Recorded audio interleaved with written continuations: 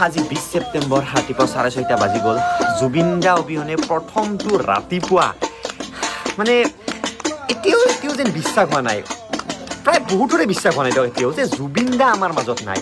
এতিয়াও এনেকুৱা লাগি আছে যে জুবিন দা আহি ক'ব যে কোনে নিউজ বজাই আছে মোৰ এইটো নিউজ, কোন গৰুকেইটা মানে জুবিন দাৰ ঘৰ যোৱাকালি ৰাতি তাতে প্ৰায় 1-2 বজালৈকে আছিলোঁ। মানে মানুহ কি ক'ম, মানুহে প্ৰটেষ্ট কৰি আছে যে আমাক জুবিন দাক ঘূৰাই লাগে। কিয় জুবিন দাক নিয়া হৈছিল নৰ্থ ইষ্ট ফেষ্টিভেললৈকে? কিয় জুবিন দা যদি অসুস্থ আছিল, জুবিন দাৰ যদি তেনেকুৱাকে এটেক এটা আহি থাকে মাজে মাজে, কিয় জুবিন দাৰ কাষত থকা মানুহখিনিয়ে গম পোৱা নাছিল যে এই এটেকটো জুই হওক পানী হওক এনেকুৱা অৱস্থাত যদি হয় ইয়াক মানে বহুত হয় কিয়? তো সেইটোৱে জুবিন দাৰ কাহিলী পাৰাত থকা ঘৰটো গৰিমা বৌকাৰী তললৈকে ওলাই আহিছিলে।